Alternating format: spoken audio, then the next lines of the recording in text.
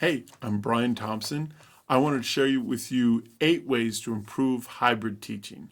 Our sponsors are severeband.com, and our latest book is Progressive Music Studies. There's actually 2 books, grade 2 to grade 5, all FlexBand method arrangements so they can be played both online, hybrid, or in person if you only have a few kids. Great book. I teach it with my whole band, whether everybody's there or a few are there. So let's find out ways we can do hybrid teaching better. Less is more. It's easy to try to do as much as we used to do, but don't. Do less. You're a great teacher, whether you're teaching the hardest music you've ever taught or you had to teach easy music because it's harder to be online and harder to be hybrid. It's okay. Just accept it and know that you're a great teacher still, even though you've kind of taken a step backward and your band isn't as good. Mine isn't, and it's just happening. So do your best. Less is more. The microphone is everything for hybrid. If your microphone is not working, then you're going to have problems and kids are going to stop showing up. Here's my microphone. I just want to show it to you, demonstrate it a little bit. This is the iRig Studio. They are not my sponsors, but these are the ones I have.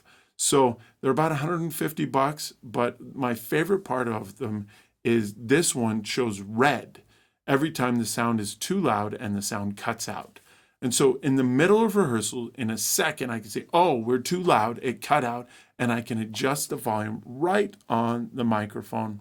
And that's it, I'm done.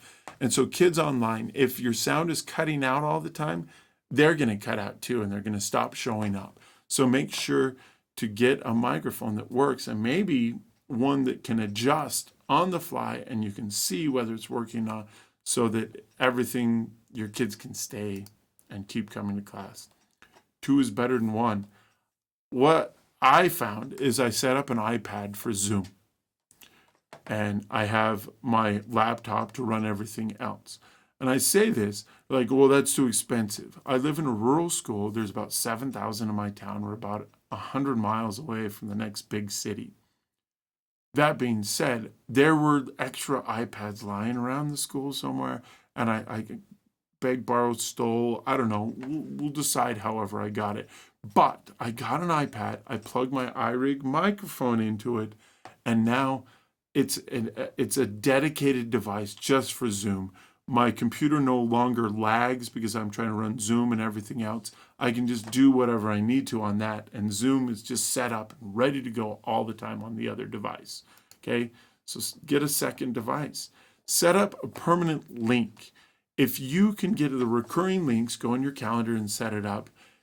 I can just click on my calendar, click on that class period, and automatically starts. It's beautiful, no more work. 15, 20 minutes, I can set up the entire semester, and I'm done. I gave you tutorials on the PDF. If you go click on those links, there's one for Google Meet and one for Zoom. You just click there, and it'll teach you how to set it up. Go ahead and do that. It'll be the best 15 minutes you've done all semester. Okay? Number 4, share teaching materials online. With your kids, you need to find a way to share the things you're teaching, not just send an email every day. It takes too much time to make sure everyone has everything. What I've got is we use Canvas for our learning management system. You can use Google Classroom, but even within that, I create one PDF, and that PDF has everything. Every song we've learned, every practice track, everything is on there. I just put it on there and add a link to it. So the kids go on the PDF, click the link, they have the information. Every time I add something, I add it to the same PDF. It automatically updates. So the kids know every time they need something new, they click on that. Hey, there it is. It's already appeared. So share all that stuff online. Finding the right music taught in the right way. We can't teach all in the same way we used to teach. So I'm going to share some ideas with your teaching to help you find hybrid work better for both the kids in person and the kids online. Okay, you need to choose easier music. Sorry. You might want to just choose some flex band pieces. There's many great ones out there, but find something easier to teach because you're not going to be able to do as much. You need to choose shorter music. If you're trying to do giant rehearsals, these really long pieces, it's really hard to put all of that together. Find a shorter pieces. And in fact, I have some shorter pieces you could practice. I am trying to sell myself here, but I think they're a great resource for you. In fact, I think it's so great. I'm going to share 7 free flex band arrangements with accompaniment tracks. If you click on the links on my PDF, there it'll take you, and there's 10 different PDFs. And you can go share those PDFs with whoever you want, online, friends, whoever. Share that link, get everyone do it, share it with your students. Well, what's cool in the table of contents for each song that you have, there's a link, and it's just built into the table of contents. You click the link, and the kids get the accompaniment tracks. You click the other link, and there's chorales for each song that follow the chord progression. You can share both of those just by sharing the one PDF. All of them. There's 7 arrangements there for you to use using the FlexBand teaching method. You can also buy those from me in PDF and paper form if you want from severeband.com, or you can look up Progressive Musical Studies at J.W. Pepper and purchase them. But I make more money off severeband.com and they're cheaper, so I would buy them from me directly. All right, use practice tracks. All these FlexBand methods, composers are giving you practice tracks. You're going to need to use them. You're going to want to use them in rehearsal for both the kids online and the kids there. Find a way to project it both online and in person at the same time so you can practice with those tracks. That's not going to work for all of your rehearsals. Sometimes you need to practice slower. If you're in a smaller group, go ahead and practice together. You can have the clarinets or all of the bass line from the FlexBand method. Everyone practices the bass line all together. Great. All right, let's practice the accompaniment all together. You can do that together, but when you start adding all of the parts, it doesn't work very well. You need to do something different. Those that are in person should run through without practice tracks. That's a great way to practice, but those that are online can't practice with you with that. So they should mute the band and go practice on their own for a few moments with the practice track. So now you're all practicing a run through, but it's in the most effective method for both of you and both groups.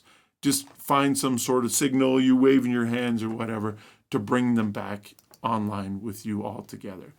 You need to find those free online sources. There's so many great places.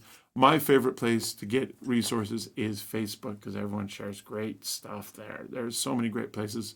Best page is the middle school band directors page. They're nice to one another and they share great information. You can also go to the choir directors group, way nicer than band directors. Band directors are jerks.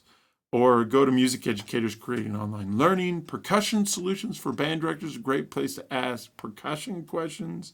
Or Google Classroom for music teachers. Or if you want FlexBand arrangements, there is a page, the Creative Repertoire Initiative. All on that page, there almost every day, someone's posting another FlexBand arrangement that you can buy that's going to work great for your kids. And, of course, my favorite source, severeband.com. I keep sharing that with you, but I have some great resources that I know will help you. Just go to severeband.com and you can see some great resources right there. The last thing that I think is going to really help, most of all, because you need to connect with your students, is to give students feedback. Every day, you give feedback to those students that are in person, but you need to give feedback to kids online.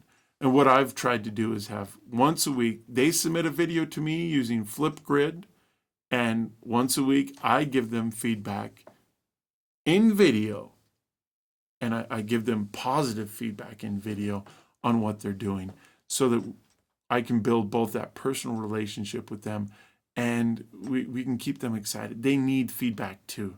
They really need it. Thanks for listening. I hope these things help you out. If you need to contact me, it's brian@severeband.com for my email address. You can also just find me at severeband.com. Thank you for supporting us and listening, and make sure to check out my book, Progressive Musical Studies, Book 1 and 2, Grade 2 through 5. I'd love to share that with you. Thank you.